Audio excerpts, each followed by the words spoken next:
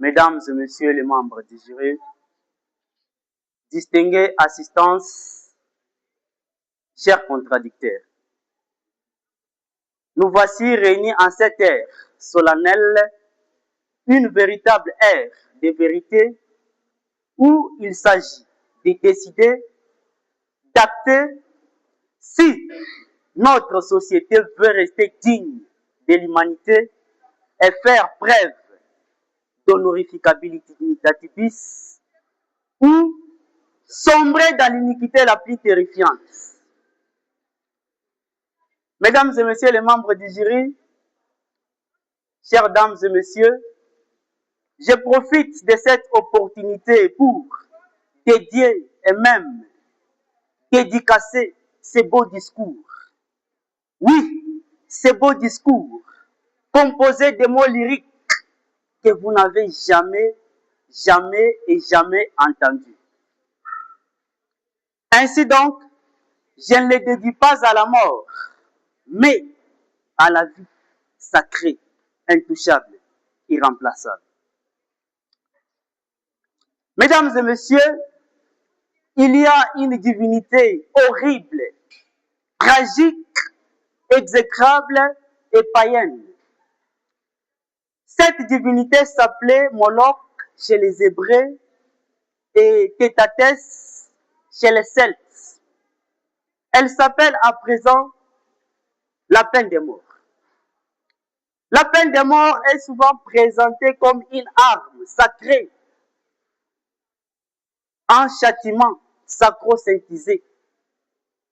On la brandit ostensiblement de façon ostentatoire, avec ostentation. On la déguise sous les habits du droit, comme si supprimer une vie pouvait rétablir l'ordre. Mais en réalité, la peine de mort n'est qu'un verdict mortuaire, une sentence immiséricordieusement définitive, une justice prématurée qui frappe à la merci du vent des erreurs judiciaires.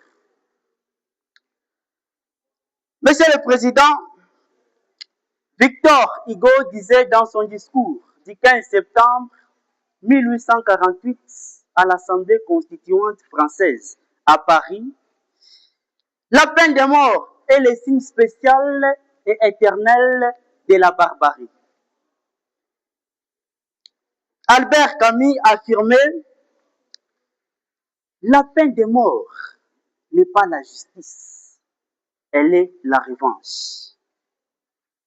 Et César Beccaria, père du droit pénal moderne, écrivait dans son ouvrage Des infractions, des délits et des peines: la peine de mort n'est pas utile, car de l'exemple de la mort, les hommes ne retiennent rien.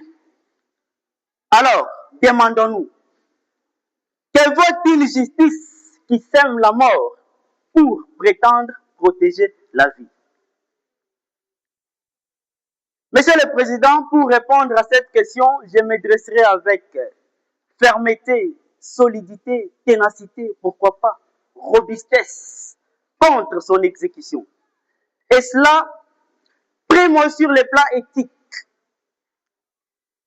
Monsieur le Président, la peine de mort n'est pas utile, car de l'exemple de la mort, les hommes ne retiennent rien.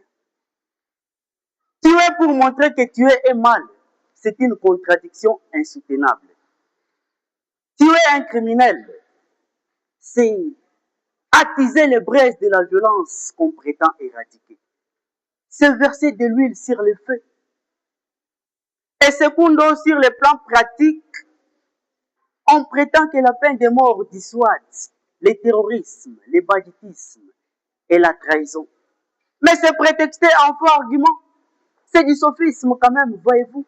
Si et seulement si nous voulons protéger la société, la servitude pénale à perpétuité, que j'ai toujours aimé appeler la perpète, protège tout autant sans tuer. Voyez-vous, la peine de mort n'est pas utile, Monsieur le Président. Ceux-là même qui sont contre l'avortement sont ceux-là même qui sont pour la peine de mort. Voyez-vous, à toutes fins utiles, Notre Constitution du 18 février 2006, en son article 16, proclame la sacralité de la personne humaine et oblige l'État à protéger la vie. Par ailleurs, la Déclaration universelle des droits de l'homme du 10 décembre 1848 confirme également ses droits inaliénables à la vie. Or, aucun État ne saurait légitimement contredire ses droits fondamentaux à la vie.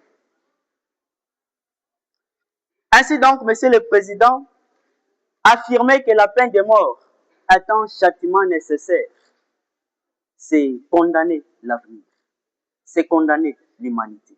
J'ai dit.